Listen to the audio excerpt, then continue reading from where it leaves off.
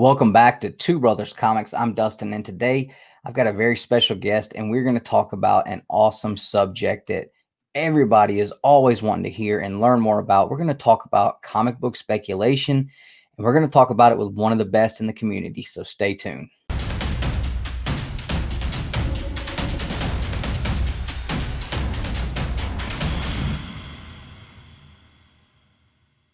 All right, so I have with me today Skeff from Skeff's Comic Knowledge. If you don't know who this guy is and you haven't been watching this channel, I can tell you one thing. We have been told time and time again since we've started in our first year that we have been one of the fastest growing channels that a lot of people have seen. And the exact same thing could be said, I think even more about this guy, because his channel has absolutely just went through the roof. It's been awesome watching his channel grow. We've done several shows together. This is the first time we have collaborated together, but I thought it would be a great time to do this with the amount of speculation. They're my spectacles that has been going rampant. It seems like really it's kind of ramped up a lot since the pandemic hit. I think it's I don't know what it is, man, but it just seems like everything has just kind of escalated at this point.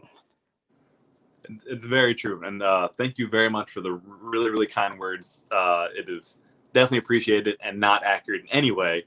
I'm literally just seeing what you guys are doing. I'm like, all right, they're doing that. Let me do that. Let me just kind of whatever you guys are doing. I'm like, all right, I need to follow in your footsteps. I need to catch up to you guys.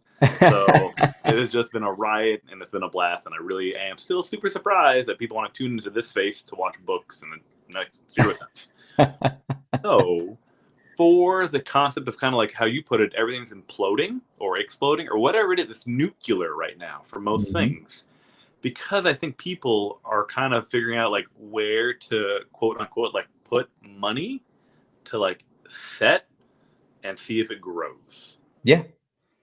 Yeah, absolutely. I mean, when you're talking investments, investing in things can sometimes be exciting and sometimes it can be kind of a drag. So I think when you can take something you already enjoy and invest that way, it definitely helps. I mean, if you're enjoying it and you're actually being able to see something physical coming of it, I mean, at least like, hey, I've got this Submariner #1 right here. Right. I know at some point this thing's going to hit. Yep. But until then, I'm going to enjoy having it and sitting on my wall and people oohing and ahhing over and getting to show it off. I mean, this is a different thing as far as investing goes than you're going to be able to get anywhere. You can't do this on Wall Street. You're not going to be able to have your stocks hanging on the wall. Nobody's going to come in and want to look at them. You can't show them off. Stocks and bonds. Right. It's not that kind of deal. So I definitely think this is, if you're going to do investing, being able to do it in something you love like this is awesome. This is very true, very true. But it kind of goes back to the whole like speculation is just like looking at data and like reading things and then just like learning like, oh, this seems like a suitable like investment sort of. But it is very similar to like you look at stocks and like you say, oh, company, and like I think that's a good thing and I think that has a future. Let's go ahead and just acquire that. Yeah, absolutely. So before you got into the concept of investing in comic books and quote unquote speculation, when did you start collecting comic books? Did you collect as a kid or is it something you picked up as an adult? So for the comic book world, I actually never got into it when I was a wee little one. It was just something that my like parents really never introduced me to. I was very, very much into like sports and then sports. And there was like more sports in there somewhere mixed in. So there was really anything comic book related, anything really too nerdy other than just video games as a kid. So I got into, I think it was 2007, 2008, that once I graduated high school, and then I'm like, oh, then I had a friend who worked at a comic book shop in my hometown, or like my hometown of Decatur, Illinois. And he took me to the shop and I'm like, oh, this is all cool things. Let's read some more. And then they started like recommending things for me to read, and I actually started picking up books back then. Okay. Like 2009 to like 2011, 2012 ish. And that's where I picked up one of my copies of Ultimate Fallout 4 off of the rack. Wow. From like 2011. I just remember like, oh, because that was one of my favorite runs, was that Amazing Spider-Man up to 160, and I remember like I shed a tear at the end of that thing. That's what I like really reading into. And then 2012 hit, and I just stopped, like abrupt stop. You know, got like engaged, and then life, and then jobs, and just like comics got set off to the side. So now it's been about, I want to say, just about 3 years that I've kind of jumped back into the comic book world, and it kind of started from, there was a comic book convention here in town. Okay. And I'm just like, oh, a comic book convention? It's been so long. And I was just like, we got some extra income right now, some expendable income. We just had like a little, little guy, a little 6-month-old. So I'm just like, oh, let's see what comics are like again.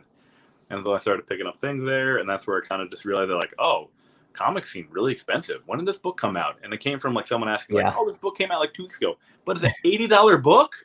What happened? Who died? And then it was just like, so books are expensive now. And then learning from that, and then that following spring, Immortal Hulk came out.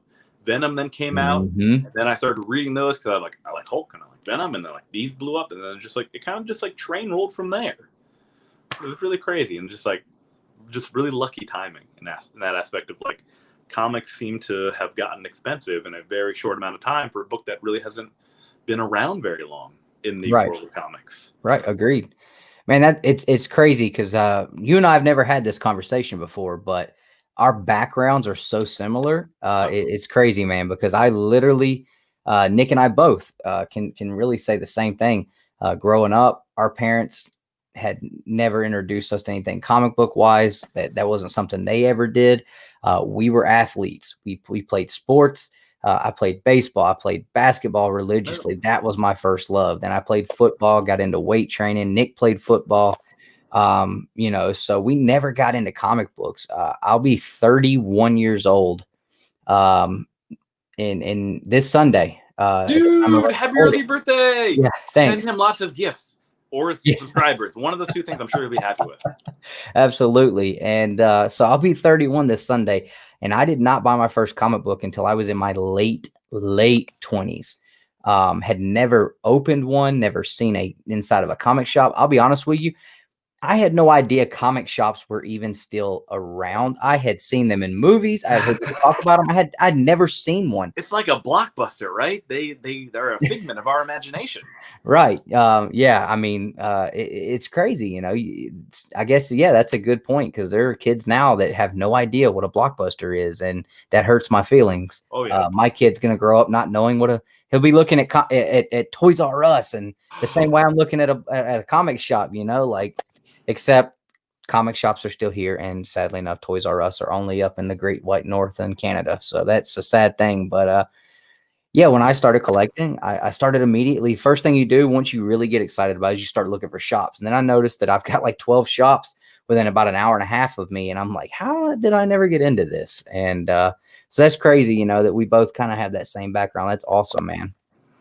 Just like you eventually, and but look where it's taking you. You know what I mean? Like you and your brother, like you said, late 20s. You're just turning 31. I'll be 33 in January. I'll be old AF in January. But it's interesting to see, like, you just started like a couple of years. Like we're both in and out of a couple of years. Yeah. Like look where, like, how much you guys have grown and what you've done. Like it's amazing to see how quickly you guys have done all this. Yeah. I appreciate it. Yeah, it's definitely been one of those things. Nick and I are the kind of person that, we don't have a lot of similar qualities, but we do have some. And one of them is, once we get into something, the brake pedal is removed and it is gas all the way. We dive into it. And with comic books, I think you would agree, this is something that you're not going to, you can, but eventually you're going to change your mind about just kind of being a casual comic book collector. If it's something that you really get into and you decide that you really love, eventually you're going to really want to dive deep in and learn as much as possible. And like you said, then you start looking at, okay, this book just came out last week and now it's selling for this much. How did that happen? How did I not know about it? How can I make sure I know about it next time? That's true. That is very true.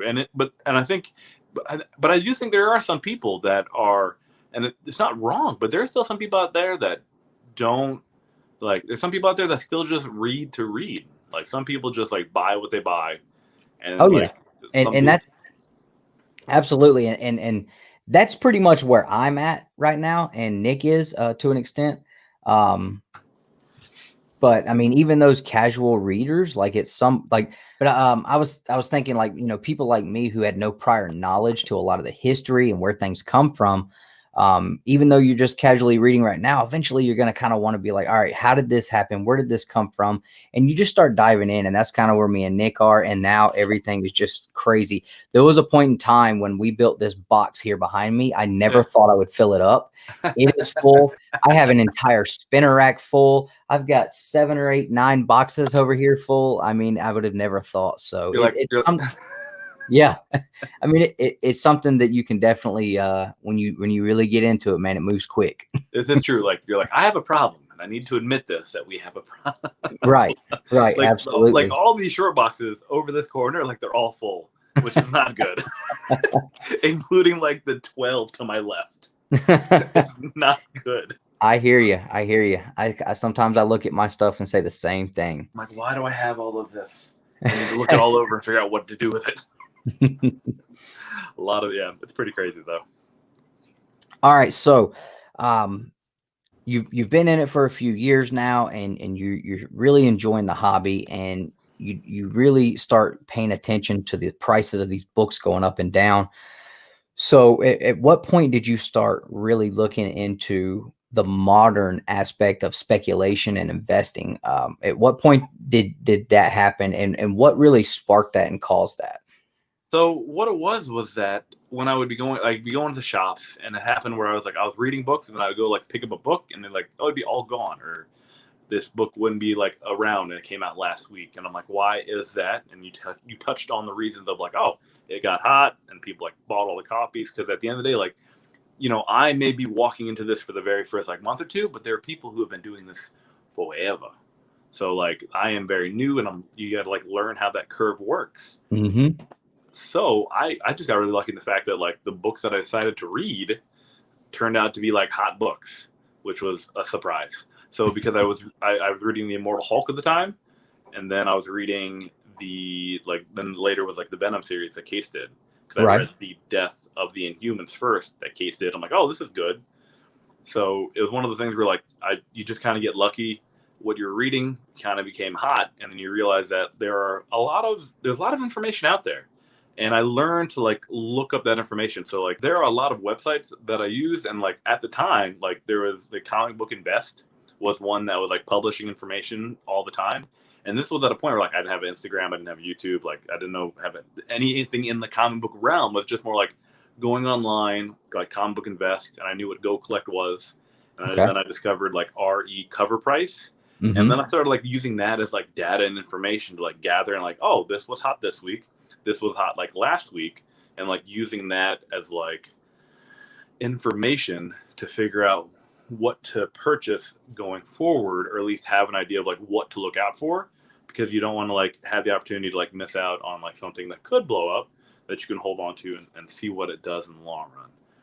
So it was just kind of like I think I just got a little lucky in the fact that like what I was collecting like was showing up, and then because they're doing the hot top 10 list. I'm like, oh, that showed up on the list. I have that book. Really? And then I look and I'm like, I do have that book. So it's just one of those really like weird things. Then like, oh, so this becomes like hot, and then like it becomes valuable, and then you're just like, oh, well, what else can I pick up? Right. Yeah. So I mean, it sounds like number one, it sounds like you were reading the right stuff. Like you were reading the good books, and it just that a lot of times ends up being what causes a book to be hot. Yes, movie speculation and TV shows, but I think we've seen a turn lately where something just being an outright good series is also causing these things to get wild and hot too. You look at Something's Killing the Children. Yes, Boom Studios has the first look with Netflix. Yep. And absolutely that could be a fantastic live action show. But right now, the story has been so great. People want to go look. People are looking for it. And that's something that I think is really pushing that title right now, is just how wonderful that story is. And I like my past self would like to give my future self a pat on the back for that one, because when that book was going to come out, is one of the things where like I figured out who James Tynion was. So I'm like, oh, he's cool. And he had Werther, the artist, who was kind of unknown at the time for like mainstream stuff, but the previews looked really cool. The story seemed like a good concept, and it was like indie series. So like I actually enjoy reading indie series more often than I do like mainstream, just because I like the story and how edgy it is most of the time. And it's one of those things where like I ordered a couple copies before, like the very first book I ever FOC'd, because I'm like, oh, this should be an interesting book, and it might be hard to get. But there was, there's 3 different covers. You had the Jay Lee, the Frizen, and then the regular Werther cover A, and then there's a couple Kusas.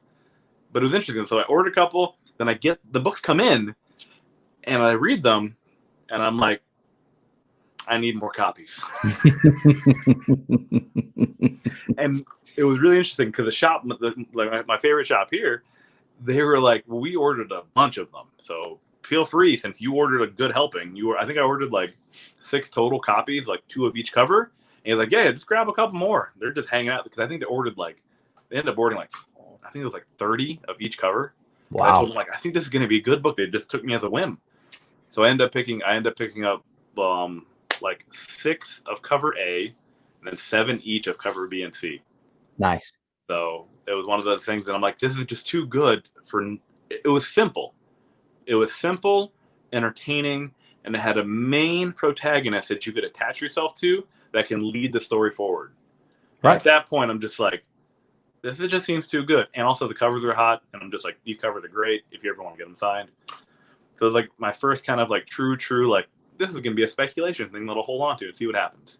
Yeah, absolutely. And I definitely see, I can definitely see a payoff on that. I mean, the books are already, if you got them at cover price, I mean, they're already paying off now. Yeah, exactly. Yeah, it is one of those crazy things. Like if it does in fact become a thing, then you're pretty much, then you just got lucky and you're like, oh, I'm good to go. So like a 9.8 for the cover A is easily $300, while B and C for now are between that like 125, like 175 range. Yep.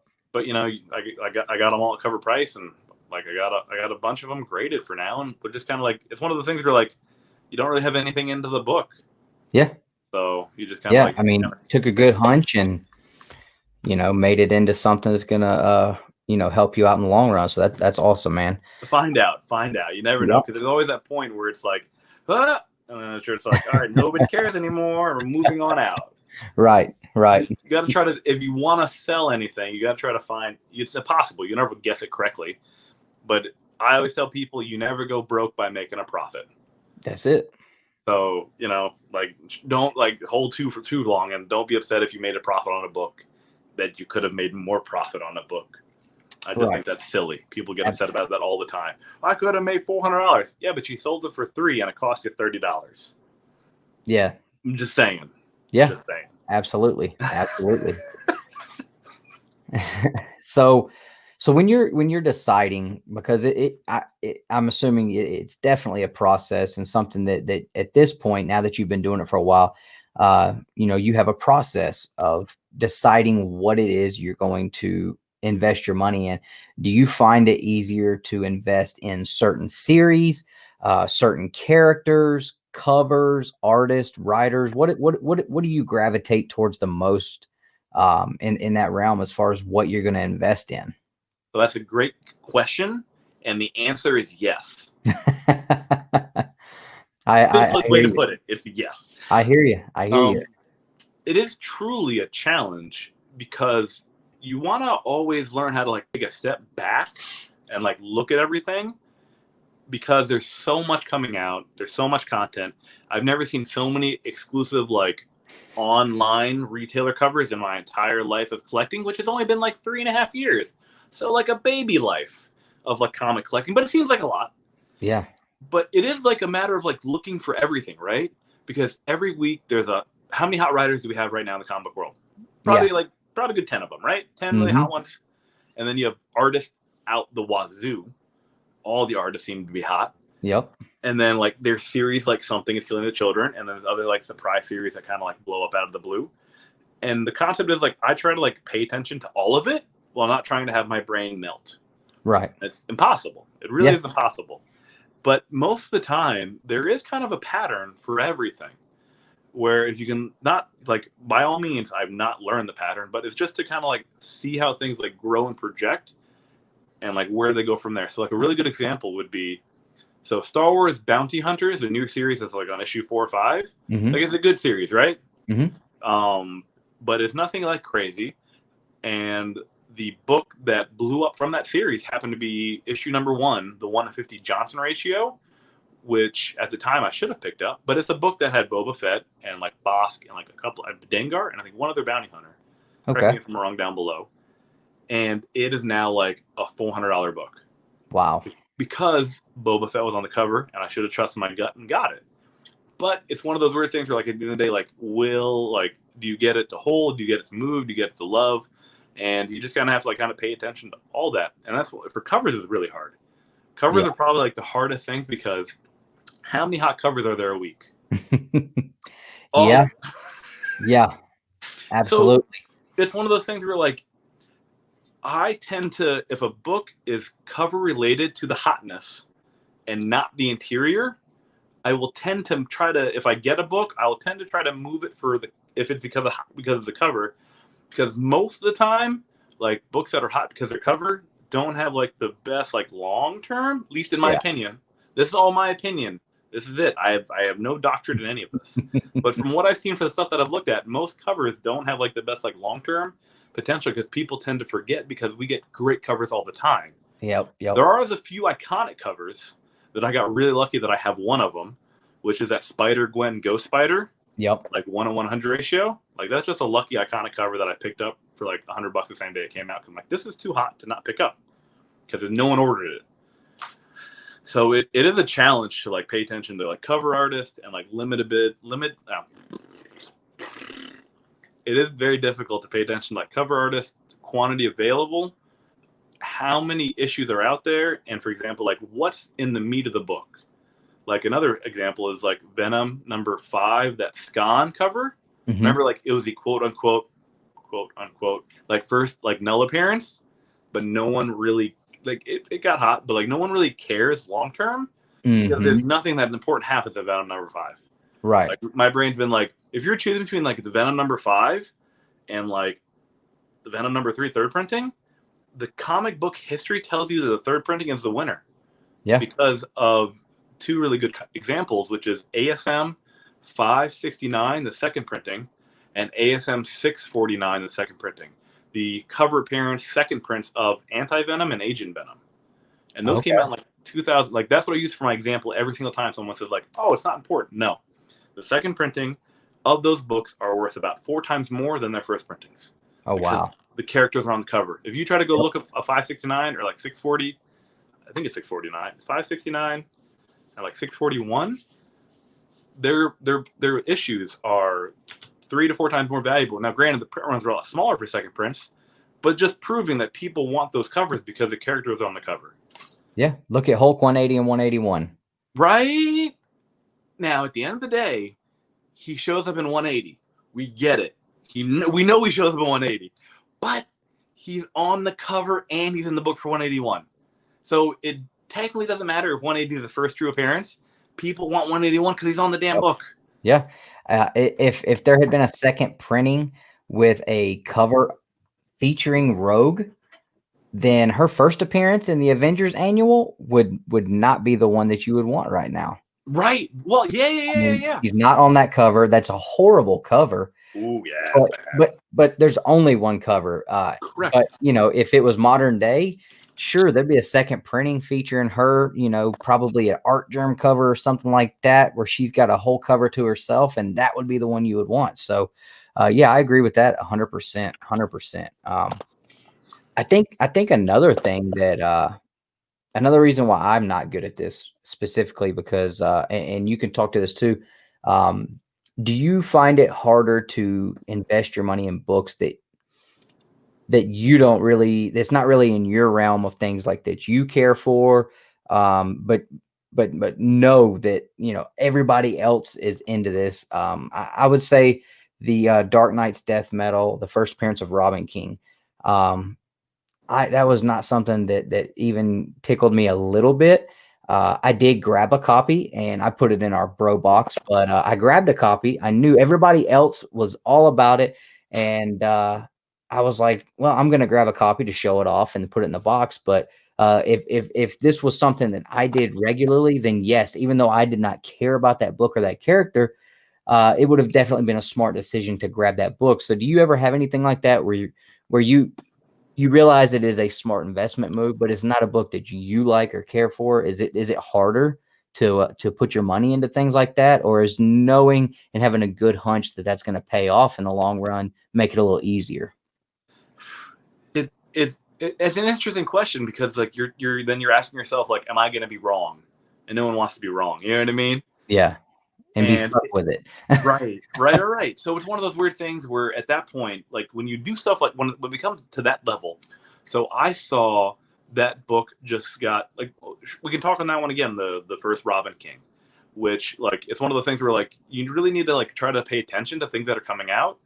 But there are still people out there that see images way before any of us ever see anything, even before it hits the streets. You know, it's just a thing that happened out there.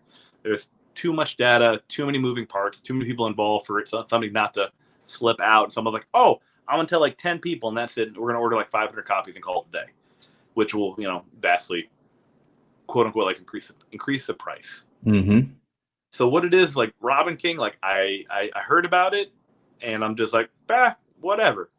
And then like the book blew up, but I wasn't, like, granted, it would have been like a really easy like concept of just like, oh, this book costs like it was $6 book. Yeah, I think so. Yeah, $6 book, and like they were pre-selling for like $25 before they even came out. So I'm like, sure, yeah, of course. Why wouldn't anyone want to order like 50 copies and just like, oh, I had a great weekend? But Yeah. it's one of the things where, like, if you don't enjoy it, it's hard to find a way to, like, quote, like, to make like a profit off of it, or to like speculate on it, or to maybe like sell it later, because you're just not paying attention to it. It's nothing in your realm of, like, if you don't understand it and you don't enjoy it, I would suggest not buying it. Yeah. Just my opinion. You know what I mean? If you don't understand the concept, don't understand what they're doing, and you're just buying it because they're also buying it, I would advise against it, in my opinion. Now for it's different though. When you're at like a convention, like in New York ComiKon or San Diego ComiKon, you just buy whatever you can get. Mm-hmm. Because at that point, you're going to miss something, so you better have something. You better find something else. So, like, conventions are a lot easier, because at the end of the day, you're like, oh, I know nothing about this book, but this cover looks amazing. You know what I mean? Because, you know, it's going to be limited, like, hard to define. Like, convention's much easier. But if you don't enjoy it and you don't read the series, then you're just going to miss out. It's hard to, like, keep an eye on everything. And for Robin King, when it dropped, I think I had the opportunity to buy a couple of copies for, like, 15 a piece, and I just passed. Okay. I just had a hard pass because just me, my opinion, I didn't see anything about the Robin King that, like, it didn't give me any faith going forward that if I purchase this book for $15 to $20, that'll be worth that much in a year. Right. It didn't give me any feels like the first Batman Who Laughs. It didn't give me like having something like DC related. No offense to DC right now, but the like MCU and like the indie series that they, you know, attached to Netflix have more of a projection going forward of what they can do. DC seems to be kind of like locked up right now with what they can do content wise, which then allows them to like grow more from the books. To, like, for example, like Batman Who Laughs now finally like blew up because he was in the show. There's a cartoon, you know what I mean? Like, it finally like exploded. But that's Batman Who Laughs. Right. Like, that's a Batman character. That's the kind of the way that I you know, when that came out, we did our Wednesday night live haul, and that was kind of the way I spoke about it. And a lot of people didn't agree and didn't like it, and that's fine. Again, just like you said, you know, anytime we get on here and do these shows, it's just our opinions. It is absolutely, yeah. I am wrong almost all the time, so please do not take what I say to the bank. Right. My opinion. So I'm spending my own money. And that was kind of the way I looked at it. I'm like, the Batman Who Laughs, yes, he took off, but that's Batman. All in all, that's a Batman. Okay. Batman. Now, yes, this is Bruce Wayne, but it is still a Robin. Robin is not even the second highest sought after character in comics as far as the Batman series goes. So to me, I just didn't see that it had the legs. It kind of seemed more to me that the people who missed out on Batman Who Laughs were trying to grasp onto something that they could use to hopefully maybe this will end up being the next best thing. Right. And that's fine. That's, you know, and that's cool. And there's no problem with that. And I hope for everybody that bought it and invested in it that it does do something. But maybe we'll find out, right? Yeah, yeah, like, absolutely. Because I think that book is like it's dropped back down a little bit in value, right? That number one.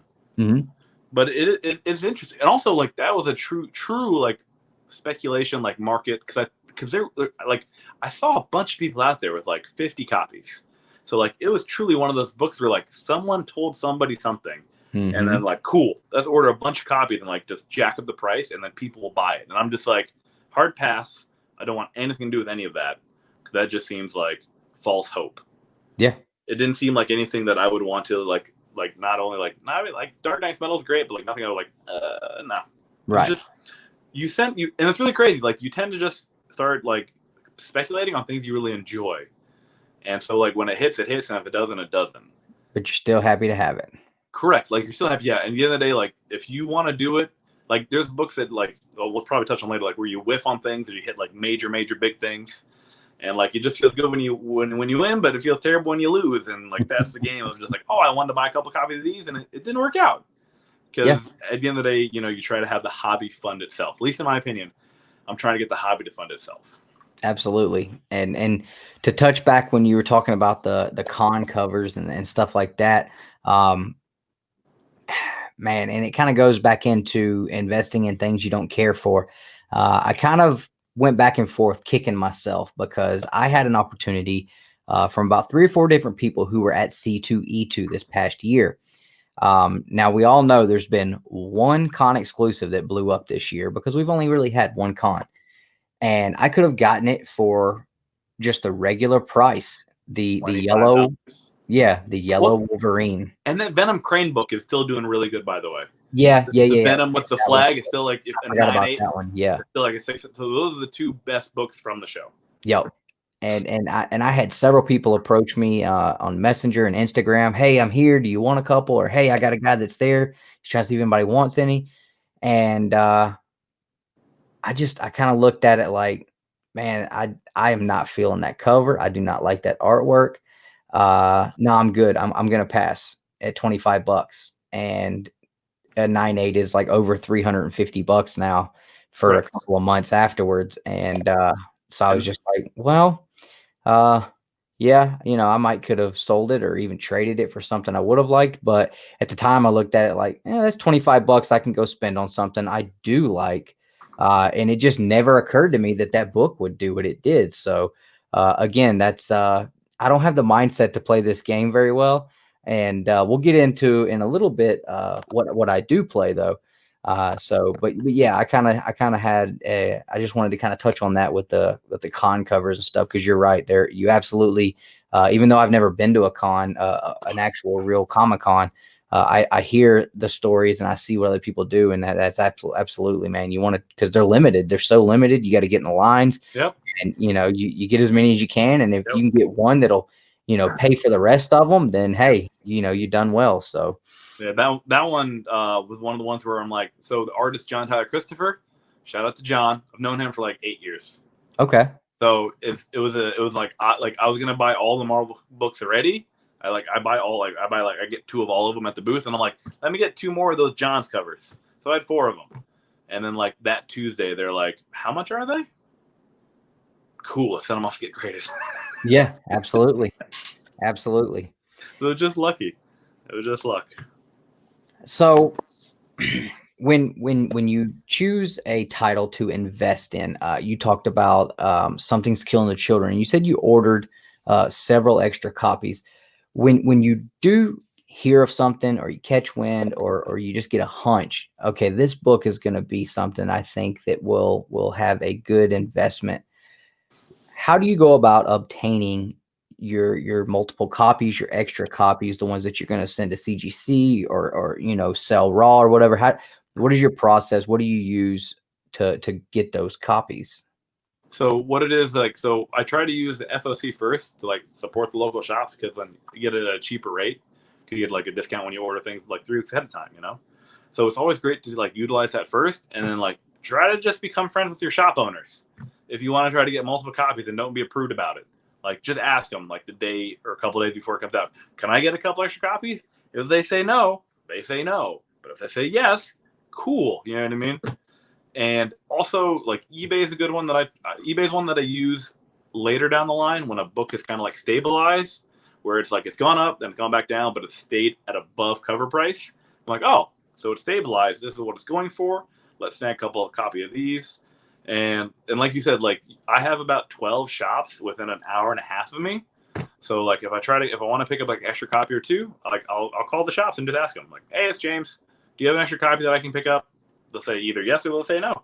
Yeah. So I can save a trip. I literally just ask them, like, I already have one. I want to pick up another one. Can I pick up another one? So I'm like, no, James, we got kind of limit on those. I'm like, okay, sounds great. Like, it's all about, like, getting to know, like, who your shop owners are. Yep. And, like, let them know, like, hey, I want to try to pick up a couple copies. Is that okay? Yeah. Like, don't try to, like, trick them or fake them or say this for a buddy. Like, they're not stupid. They know what's going on. Yeah. So it's just one of those things. And that's something, you know, I've mentioned to you before that I look at you as a pretty honorable guy, you know, just for stuff like that, you know, yeah, you could absolutely, you know, disguise yourself or whatever, have people run into shops and start clearing shelves and you know, bringing piles of book. Yeah, there you go. I'm here for my second copy. No, I was not in here already. How dare you? The audacity. You know, and clearing shelves on New Comic Book Day. You know, because there are people that do that. And yeah, absolutely. You know, is it illegal? No. Is it the right thing to do? I guess you know, that's something you're gonna have to consult your conscience about. But right, like, at the end of the day, like, I didn't buy them, so I'm like, whatever. He wants to buy them all. Good luck, sir. Yeah. But you talked about the FOC, and that's a great tool to use. And my shop, that's actually how my pull list works. It is completely through Previews World. So every Monday I go on and I check the FOC to see what's coming up, to make sure that if there's a variant that I want, or you know, the Spawn Chadwick Boseman cover that's coming out tomorrow, the day that we're recording this, it'll be tomorrow. I knew that I wanted to get a copy to grade, a copy to put in our bro box. So I ordered 3 copies, hoping that out of the 3 copies, I'll have one that looks like it will hit a 9.8. Oh, yeah, absolutely. Yeah. Out of the other 2, I'll put one in the bro box, and then I'll put the other one in the bro box another time, something like that, whatever. Trade one, sell one down the line, whichever. But that doesn't affect the shop's quantity. No, it helps. It helps the shop's quantity. Absolutely. It is very much appreciated by the shop owners because, you know, one, sometimes they get shorted by Diamond. Sometimes they have damaged copies. So even though they may have ordered an extra 15 copies, maybe only 8 of them make it to the shelf because the other ones got destroyed. And if you just pre-order your copies that you wanted for extra, that leaves some on the shelf, because when people walk in week after week and like looking for the hot book and it's gone every week, somebody came in and grabbed them all, or, you know, however they did, you know, or like the shop didn't order enough. Right. Like, it got hot because it was like a limited amount of copies were ordered. Yeah. And that kind of hurts the shop's credibility with people at some point, you know, whenever books are not on the shelves all the time. But yeah, FOC is definitely if people are not using FOC, that is a great tool to use. Do you use Previews World to check your FOC, or is there another place you go? Oh, well, yeah. I use Previews World FOC, and then a lot of websites, like a lot of like comic book online people, like, actually are posting like their own versions of like FOCs to their websites, and they actually, most of the time, it's actually harder for me to like see like FOC on Previews World, because sometimes they don't include like all the covers or the ratios and things like that. It's harder for me to find it. So like, if I go to like other people's websites that are selling FOC books, they actually tend to have like all the covers and what the variants are. Okay. So it pretty much is like, just utilize every single tool you can to see what's coming out, so you don't miss out on upcoming books. And therefore, when the book comes out on the Wednesday, you know, like, oh, I already saw that 3 weeks ago. I don't care. Or it's a series that I'm like, oh, no, I don't want to read that series. Or just, the more information you have, the better you can be prepared to try to not miss out on, at least try to not miss out on everything. But it's just better to see what's coming out ahead of time, so you can plan. So you don't have to worry about like, oh, what came out today? I have to go where to pick up what? I didn't order any of them. Absolutely, man. Absolutely. All right. So you've been doing you've been doing this for a little while now. What would you say your pass fail ratio is as far as things that you have invested in, and what's paid off and what's flopped? How would you say you've done so far? I would say like 60-40, like 60-40 in the positive and like 40 in the negative. Okay, that's good odds though. It is, because the way it works that I've noticed is that if the book is going to hit, it's going to hit massively. Yeah. Most of the time, most books don't just like piddle up. They'll just like implode for some reason over a period. So like when a book hits big, it hits big. And if it doesn't, then it's worth like less than cover price. And so, for example, like books that I've like, well, granted, they haven't been out that long, but I ordered like 20 copies of like Kanto series 2 number ones. Because I'm just like, well, I want 20 copies of Kanto. Let's see what happens. Yeah. But that probably won't, like, as good as the series is, that issue's number one probably won't amount to anything anytime soon. So they're just hanging out over here and just see what happens. But it is one of those things where you have to look at it as a different perspective. Because for me, I try not to sell too many raw books. Yep. One, because no one can ever agree on the condition of the book. Two, it's a little bit more dangerous sometimes to ship the book. And three, then people just get really mad. They're like, you just bought it and sold it immediately. Well, that's why I try to get things graded as often as I can, because then you know what the condition of the book is. You know that I have now waited like 2.5 months to get it back. So Yep. I didn't like sell the day it came out. And the profit margin is better. Oh yeah, absolutely. On a graded book. Like if you want to sell a book and it's really hot now, I look at it as like, cool, it's hot now. Do I believe this book will stand that hotness for the next 2 months? And if it does, then I'm like, cool, let's get it graded, and it'll retain that value till whenever I want to get rid of it. And that's kind of how I judge what to kind of like hold on to and what to like try to move off of. But most of the time, though, if a book like does like blow up, when you get them graded, then you're just like in the green by quite a bit. So when you miss, the goal is to miss small. And when you hit, to hit like stupid large. And that's kind of like what I look at is like, so cool. Yeah, I picked up like 20 copies of Kanto, and I picked up like 10 or 15 copies of Wind. But then I'm like, oh, wait, I picked up like 8 copies of like Strange Academy #1. So it's just like, like, oh, those are doing great. So it's just kind of just like, I try to like, whatever you pick, if you're going to miss, try to make sure you miss small. And if it does hit, it'll hit really big. Very rarely does like a book, if you like, there's windows. Like for example, like Thor #5 is a great example, right? Yeah. Thor #5, a raw copy got up to about $99, and that was about 2 months ago, maybe 2.5 months ago. Then a graded copy was selling for like $400, and then like the Ribbix, one of the Ribbix, the very first one on eBay, sold for like $800. And I'm just like, sometimes if you're the first to market, you get to control the market. Yeah. But then everything kind of changes because books are becoming more frequent. People are getting more copies. Maybe there's like ordered from damages, and then like the market starts to go back down in value, or in essence like catch back up. But at the end of the day, you paid like $4 for the book, and if you like get it graded, it's still worth $100.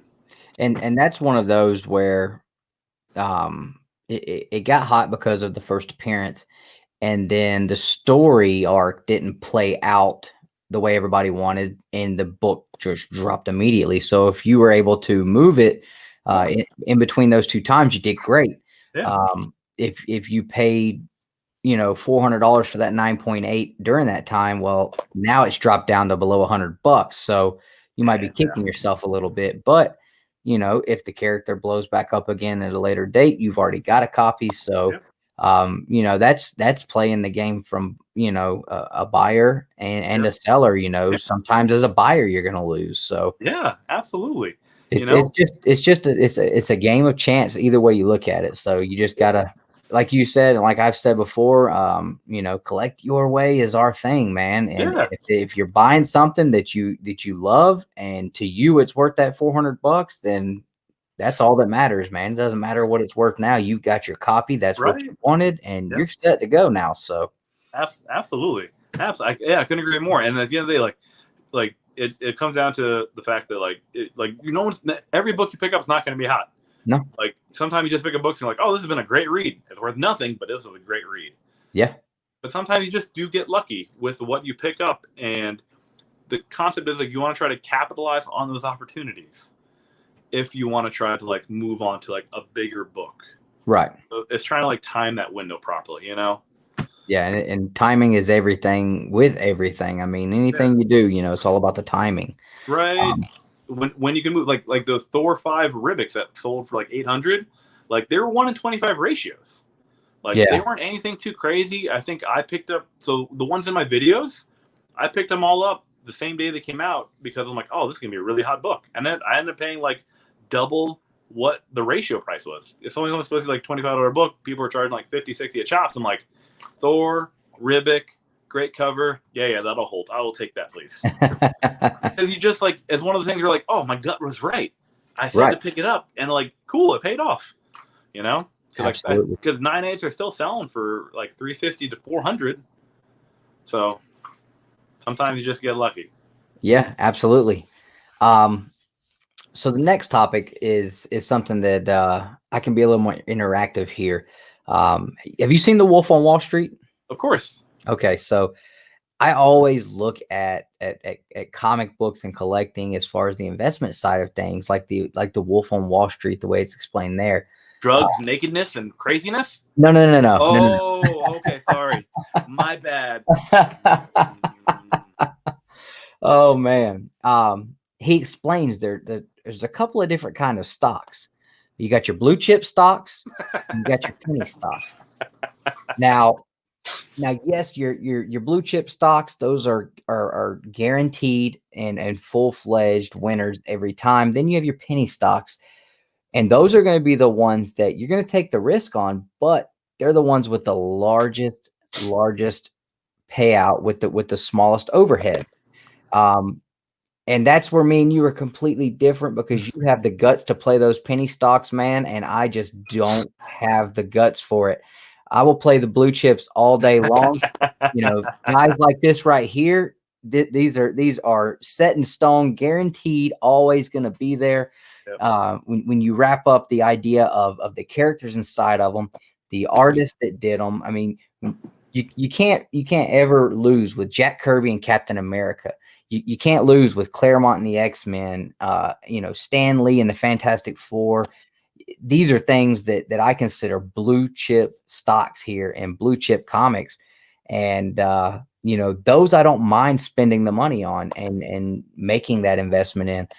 This Uncanny X-Men 266 is a great example. I spent $90 on it raw. Right. And it submitted. It came back a 9.8. That book is right there on the cusp of touching $500 now. Close. It's close. Yeah, I mean, it's crazy. The Submariner 1, I got that for less than $250, and in a 7.0, it's right there around $450 now. And he hasn't hit a movie or the MCU. There hasn't been a lot of talk or anything. Oh. But you know, that's one that those are two books that I absolutely invested in with speculation. Those are speculation books, as far as I'm concerned. Would I have spent that much on a Submariner 1? If I didn't think, like, if he had already been in the movies and he flopped and nobody cared, would I have still paid that much for that book?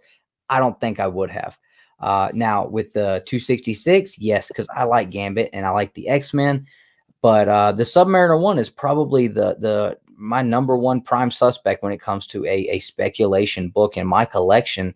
But again, you know, I look at it as one of those blue chip books. Now, I would say there are books that go from penny stocks to blue chips, and sometimes they go quick. Sometimes they take a while. Yep. But Miles Morales, Ultimate Fallout #4, that book quickly went from a penny stock to a blue chip like that. And I think a lot of people assumed it would, but then there was a lot of people who just never paid much attention and were sleeping on it. And, you know, it blew up a lot sooner than people expected. I know from me and my experiences and the story I've told 100 times of selling my copy because I needed some money and thinking, well, I can get rid of this for what I need and buy it for the same price in a couple of weeks or a month. Yeah. and it blew up in that small amount of time. Nobody saw it coming. So there is a couple, you can look at it as kind of like a stock market, Wall Street kind of thing. But again, like I said, those penny stocks, these modern books that are coming out that you can grab for cover price, when they start hitting $400 and $500, yeah, it's much bigger payoff. Well, and it's crazy. Yeah, you're right. I apologize. Keep going. Yeah, I was gonna say, I can see where it would almost get you so excited that it would almost seem like an ecstasy at this point, where you just keep doing it, and when you keep winning and you're on top of the world, and it just, you're like, I got this, I figured this out. And then you have that one or two that crash hard, and you're like, oh man, what have I done? And that kind of happened to me and Nick a couple of times, and that kind of burned us on it and got us to where we were just like, maybe not so much anymore.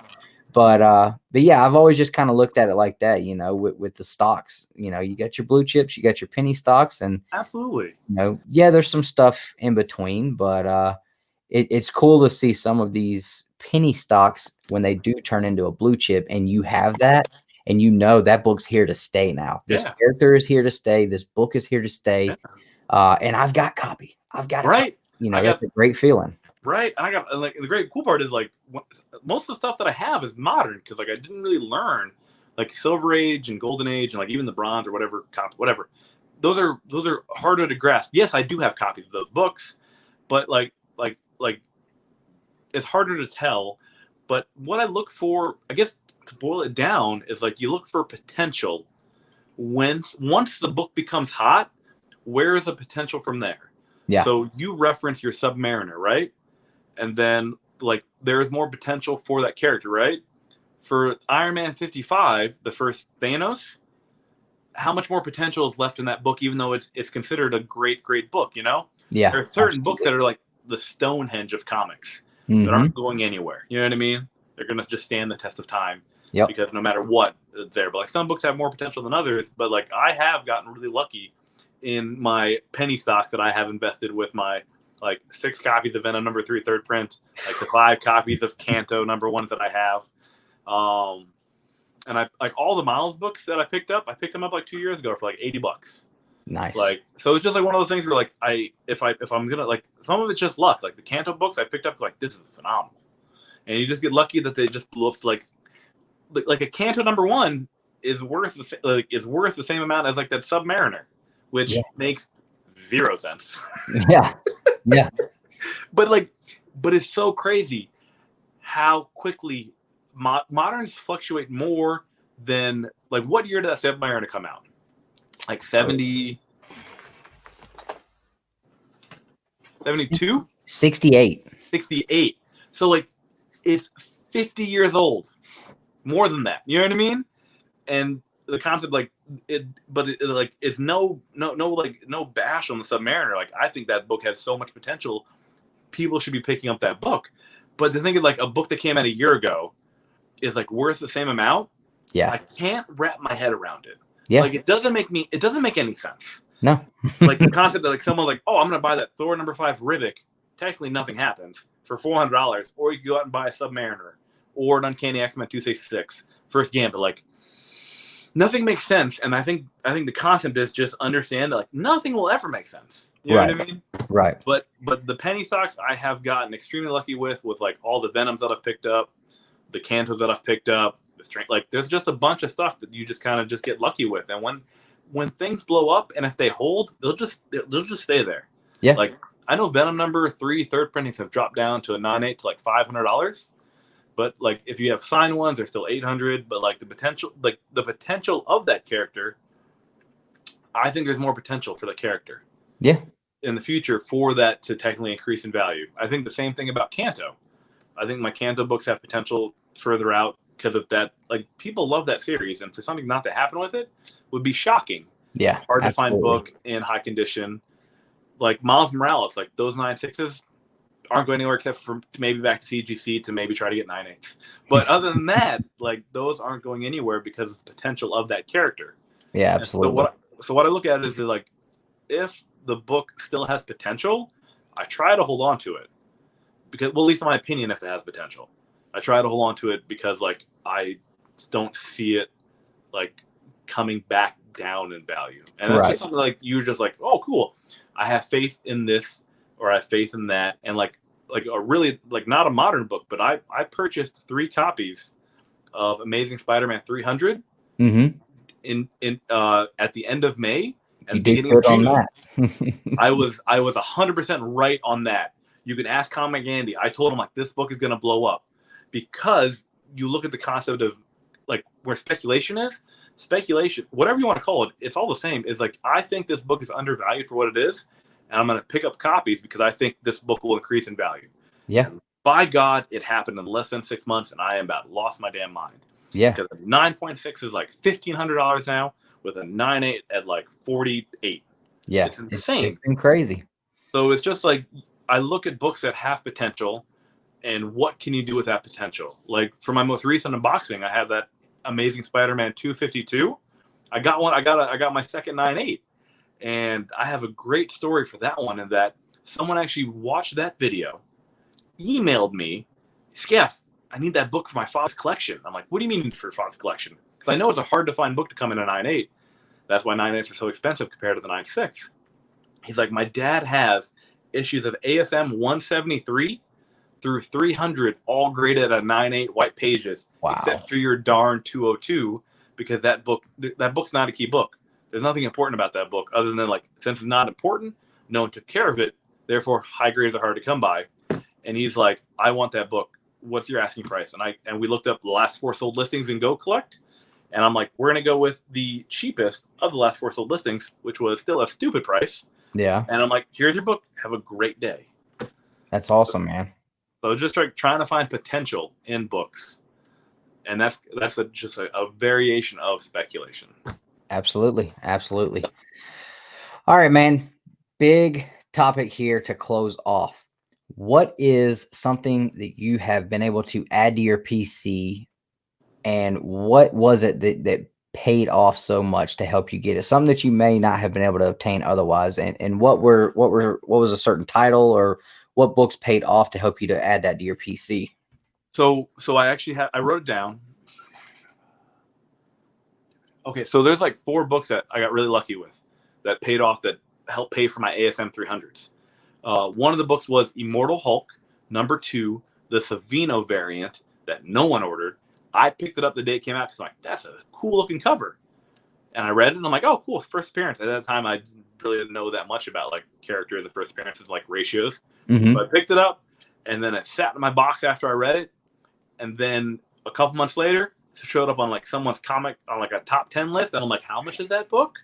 I got it graded, on-site grading at C2E2, came back at 9.8, and I sold it like that week for like $865. Nice, man. And all in was like $50, and that helped pay for like the entire convention. Awesome. Like, the entire show. And a couple other books that I've gotten really lucky with that like was, I actually sold 2 copies of Kanto that I had in 9.8, and that helped pay for, in essence, like that helped pay for like this money toward the other copies of like the ASM 300. So I took a book that cost me a grand total of like $36, and I turned into like a $450 book. Nice. So like those are what I've gotten like most lucky with. I mean, I have a couple. I mean, like I have a lot of books that I just haven't moved on that I've gotten lucky with. So you can vet all my Venom #3 third printings. I paid for cover price for all of those. So like that was just really lucky. And then the Spider-Gwen Ghost Spider #1. Like I've been tempted to like get rid of that one because I paid $100 for it the day it came out, and I got an on-site grade at C2E2. But it's mostly been just like that Immortal Hulk #2 Zafino was like the craziest thing that I think I've ever like, because at the time 2 years ago it was the most expensive thing I've ever sold. Like I was like, oh my goodness, like $865 for this book, and I'm like, it felt terrible, but I'm like, bye book, I need to pay for this convention. Right, absolutely, man. I mean, hobby paying for itself. I mean, it basically paid for you to be able to go spend a weekend at a convention, having a great time. So that's awesome. Is there anything that that you have in mind right now, like a certain book that you're really working towards and putting in the work to try to obtain? Is there something specific you're looking at? Absolutely. Everyone has that grail, right? So up to last year, it was like ASM 300 was my grail. And I'm like, Okay. oh, cool. I picked up a bunch of these. Awesome. So then I'm like, so like how you said, like, I want to get a Stonehenge book. I want a book that'll stand the test of time. And unfortunately, I think the boat has passed me by for my grail, which was I want to get a copy of Journey into Mystery 83. But the problem is within the last 6 months, a 2.5 to 2.5 has gone from $3,000 to $6,000. And I've been working my way to like toward getting that book. So I just had a bunch of books that I'm just like, okay, cool. I'm like halfway there, and now I'm like not even close. So it's just one of those things where like, all right, I need to like buy more people's collections to like get toward that book, because at the end of the day, if like that's my goal. Like is like sure there's like it's one of those things like you should like aim here, and I'm just like I'm gonna aim like up here and like get that damn book. I'm gonna get that book if it kills me. And I had like a whole goal in mind because I was gonna go to New York ComiKon and get a bunch of stuff there. But right now it's just like, all right, let's get some books graded to like help support the show, support the hobby, support me getting my grail. But the hard part is like trying to figure out what you want to sell. Yeah. And that's where, the guesswork and the groundwork, and like it's mostly just, I find if you read everything, follow like all the apps, as controversial as they are, with this is the first appearance of Gambit and nobody cares but us. But follow like both books. Right? So at the end of the day, man, like as frustrating as it is, there's information out there between Instagram and like people on Facebook and like all the comic book different websites, even all the apps. Like you can learn so much because it's out there. If you just look for it, you'll find it. I guess like I think the cat's out of the bag. I guess I can just tell everyone now that like there's so Green Lantern's probably going to show up in Justice League Snyder cut. Like I'm gonna be like 90% positive like that's gonna happen at the very end of the movie. Cameo, Ryan Reynolds will come in and wave as he dies or whatever happens. But Green Lantern will show up there, and then that'll like swing into like next year an HBO Max Green Lantern series. And so now people are like, oh, Green Lantern picking up. I think that's gonna be like the next hot DC thing to pick up because DC doesn't have anything to cling on to. But like copies of Far Sector #1 have started like vanishing off of eBay and started going up in price a little bit. It's just because I forgot her name, but it's just like a really strong like female protagonist character, and it just seems like a good book to pick up. Okay. In my opinion, just Far Sector #1s, and I've been trying to pick up like the second printings because there was like none of them. So it's just like trying to just pay attention to everything. Like there's so much information out there that if you miss it, you miss it. But most of the time, like hard, like what's the word? I'm trying to figure out the phrase. What is it when like hard work and opportunity meet luck? No, what is it? How does it go again? I don't know. Man, it was this great phrase that I was gonna like end it on, and I like epically failed. Epically failed all the time, luck, man. Luck comes from hard work meets opportunity. That's what it is. So luck comes from hard work when it meets opportunity, and that's what luck is. So people are like, that person got lucky. Well, they put in a lot of hard work and they had an opportunity. So people think they got lucky. You know what I mean? Yeah.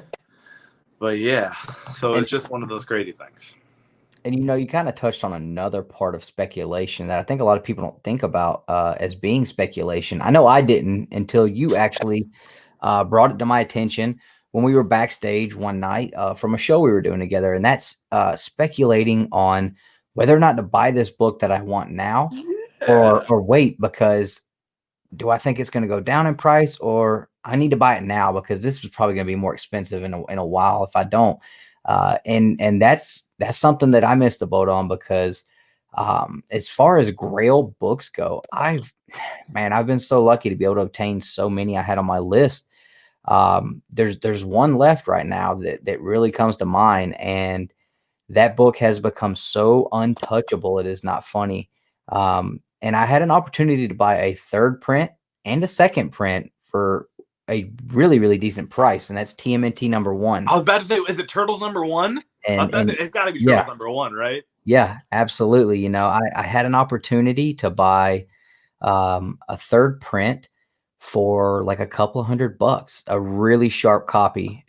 Earlier this year, had an opportunity to buy a second print earlier this year for about twice that, you know, and I probably could have obtained a first print in a low to mid grade Right. for next to nothing compared to what it's blown up to now. Right. And I've been kicking myself because I speculated that, well, like, I don't know, like there's nothing really happening anytime soon that I think would really drive that book through the roof. And then the last Ronin dropped, and that, you know, I think that's really what caused that book to skyrocket. Oh yeah, absolutely. And now I'm kind of speculating on it again because I'm speculating that the second and third prints will fall back down. I'm not thinking that they'll fall all the way back down to where they were, but I think that the second and third prints will eventually kind of settle down a little lower than they are now, and I'll move on one of them at that point. Now the first print, I don't think the first print's coming back. I think it will. You think like, it will? at the end of the day, this comes down to this is a great topic. This is a beautiful topic because this has been the entire summer. Look at the news. Everyone go buy it now. Ultimate Fallout 4's hit 1450. Yeah. 1450 for From a good 300. For a good 3 weeks. It hit $1,450 for a 9.8 with someone asking like $2,000 from news. Then market got hit, flooded, dropped back down, but it's steady grand for that book. You know what I mean? Yeah. And I think this concept is a perfect example. Last Ronin comes out tomorrow. For the love of God, if someone's asking $20 at a comic book shop tomorrow for the Last Ronin #1, don't buy it. Just don't do it. I wouldn't, because the inflation has. So demand has gone down because of lack of books, right? Right. Therefore, prices skyrocket. Is the only reason the book's going for so much because of the lack of quantity, or is the story good? We don't even know if the story is good yet. It's probably really good. But in a year from now, will anyone care about the story? Right. You know what I mean? Like, not that it's not a good story, but from a valuation standpoint of like, remember like Batman Damned? Yeah.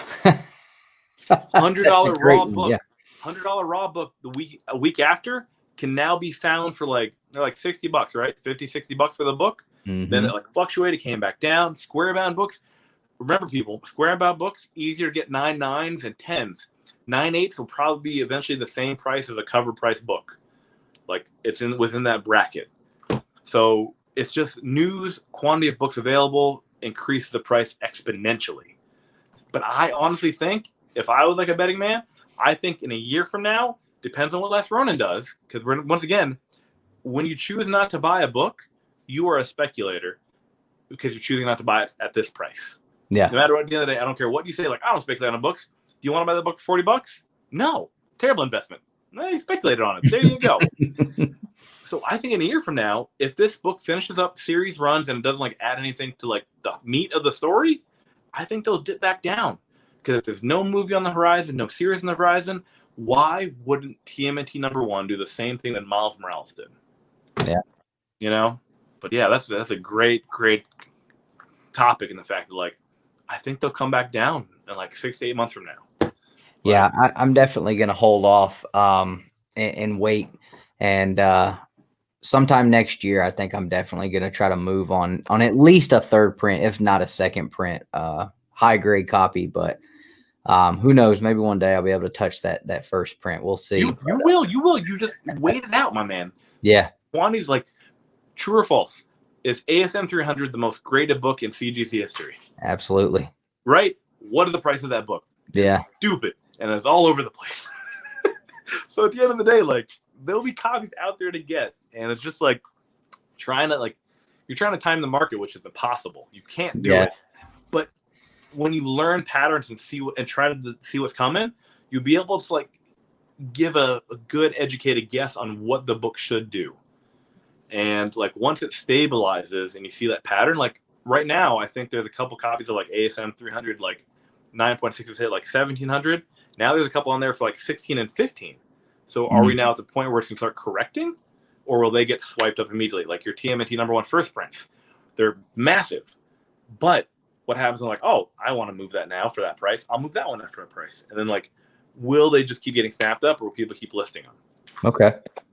So it's one of those things where just like you just have it on your eBay save list and just pay attention to see what the market is doing when it comes to news on that book itself.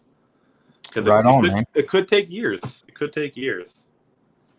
Right on. Yeah. That's definitely kind of opens up a little bit to me, a little bit on how I'm going to be looking at that for sure. Yeah. Well, Skeff, I appreciate your time, man. It's been a great opportunity to be able to sit and talk with you about a topic that everybody, whether you're talking about it because you hate it or you love it or you do it or you absolutely. don't. I think for the most part, everybody does it a little bit, whether you know it or not. Subconsciously, it's there. And it's something you can't really run away from. So I thought it would be something that we could talk about, and I wanted to shed a positive light on it with a positive person. And I'm telling you guys right now, if you haven't ever watched, Skeff could get a book that he sent in that was 9.8 quality, and it could come back with a coverless green label, and I don't think the guy would still lose positivity. So I appreciate you coming on and sharing your time with me, man. If you guys have not already, like I said, go check out Skeff's channel. His link will be in the description for his Instagram and his YouTube channel. He's always doing some great videos. If you love CGC Unboxings, this is your man. He's getting into the Pokemon grading, which I've already shared with him. Yeah, I've already shared with him how I felt about him getting into that. So, but if you enjoyed the video, please make sure to hit the like button. If you haven't subscribed already to our channel, make sure you do that and drop us a comment. Let us know what you thought about the video. What were your likes and dislikes? Did you walk away with a different point of view on comic book speculation as a whole? Just let us know what you think. So thanks again for everybody watching. And as always, guys, collect your way. Bye, everyone.